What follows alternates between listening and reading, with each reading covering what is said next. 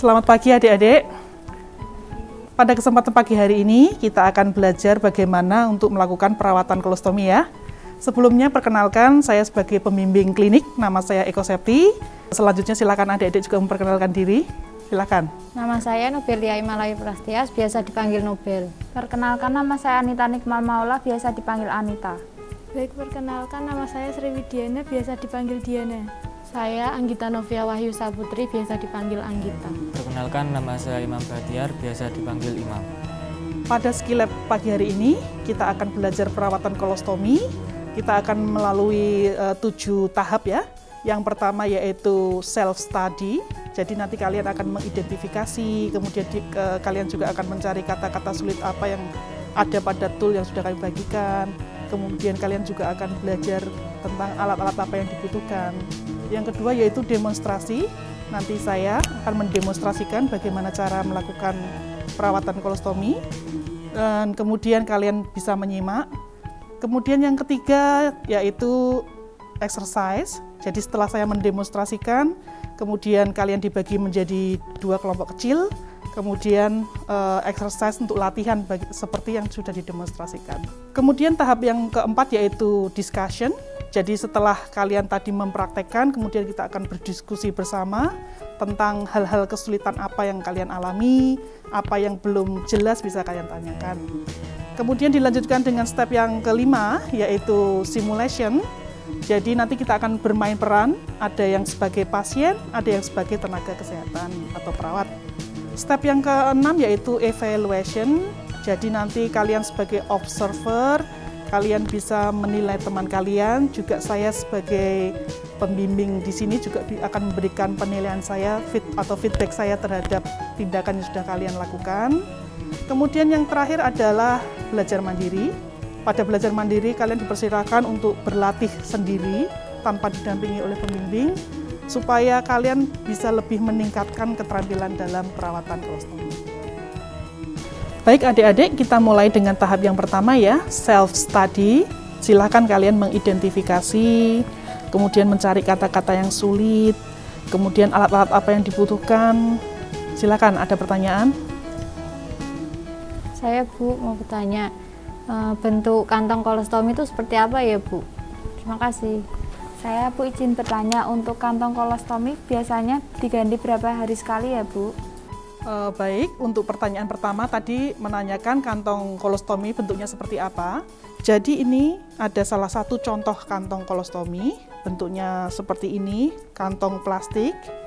Di kantong plastiknya terdapat ini perekat. Perekat ini bisa kita buka, kemudian akan ada lubang kecil di bagian tengah-tengahnya. Setelah perekatnya kita buka, kemudian kita akan tempelkan ke bagian luka kolostomi. Yang kedua, ada juga jenis yang sifatnya bisa digunakan lagi. Biasanya kantongnya lebih tebal, kemudian akan ada klip di bawahnya. Kita lepas, kemudian bisa kita cuci. Setelah kita cuci, bisa kita keringkan, kita pakaikan lagi. Yang itu adalah yang bisa digunakan lagi atau yang non-disposable. Untuk pertanyaan kedua, kapan kantong kolostomi dibuka atau diganti setiap hari? Jadi pada prinsipnya ketika kita memandikan pasien, setelah memandikan pasien biasanya kita akan ganti kantong kolostomi atau sesuai kebutuhan. Walaupun baru dipasang umpamanya 2 jam, 3 jam, tapi kalau isinya sudah penuh, kita harus ganti dengan yang baru. Pada prinsipnya, 1 kali 24 jam kantong kolostomi harus sudah diganti setiap hari. Baik, selanjutnya kita akan masuk ke step yang kedua ya, demonstration. Jadi saya akan mendemonstrasikan cara pelawatan atau mengganti kolostomi. Di dalam demonstrasi ini nanti ada 3 fase. Yang pertama yaitu fase orientasi, yang kedua yaitu fase kerja, dan yang terakhir adalah fase terminasi. Selamat pagi Bu. Perkenalkan, saya perawat Eko Sapti ya Bu. Saya perawat yang bertugas pada pagi hari ini. Sebelumnya bisa sebutkan nama dan tanggal lahir Bu. Sambil saya cocokkan ya Bu.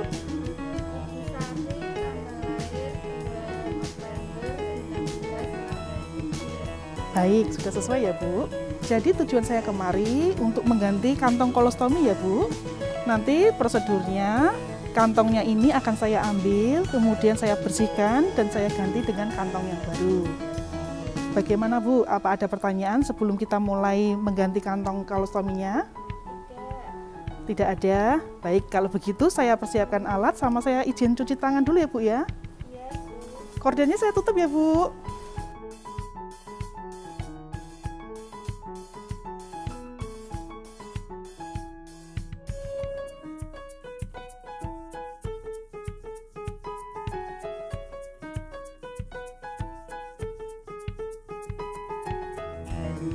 Fase kerja meliputi memakai sarung tangan, mengukur lingkar perut,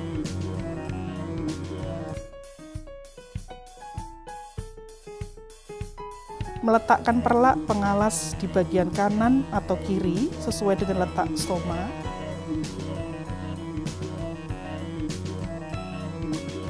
meletakkan bengkok di atas perlak, membuka kantong kolostomi secara hati-hati dengan pinset dan tangan kiri menekan kulit pasien.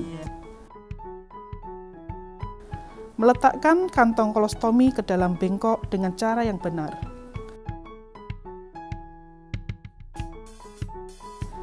Membersihkan stoma dengan menggunakan kapas NaCl 0,9% atau kapas basah. Mengeringkan kulit di sekitar stoma dengan kasa steril. Membuka perekat kantong kolostomi,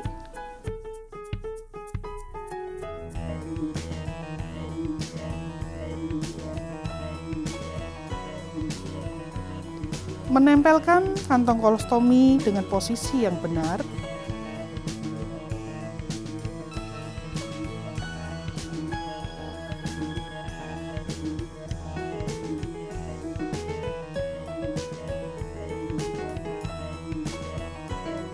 melepas sarung tangan.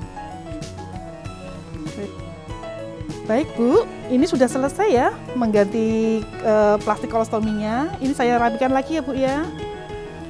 Bagaimana untuk posisinya, sudah enak seperti ini? Sudah. Ibu, setelah diganti dengan kantong kolostomi yang baru, apakah ada keluhan Bu? Tidak ada ya. Baik Bu, saya pamit dulu ya. Saya cuci tangan dulu. Nanti kalau Ibu butuh sesuatu, silahkan Ibu memencet bel atau Ibu ada keluhan, nanti kami akan membantu.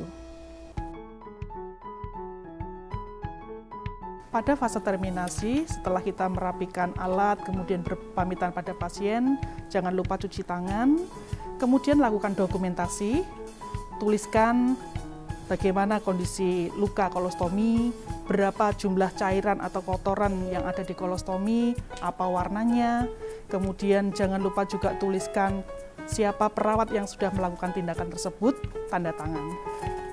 Baik, selanjutnya kita di tahap discussion ya.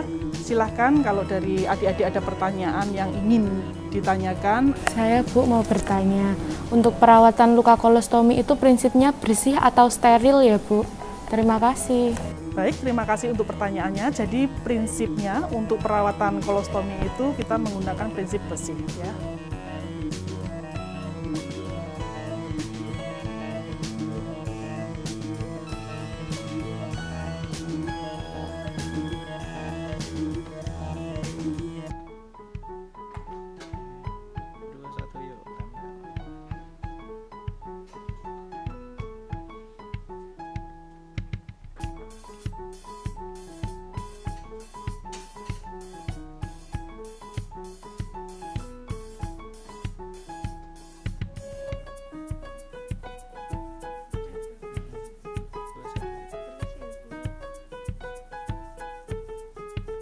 Baik, kita sampai ke tahap evaluation. Jadi setelah saya mengamati, tadi kalian sudah melakukan role play, kemudian tiap-tiap grup juga sudah melakukan perawatan kolostomi.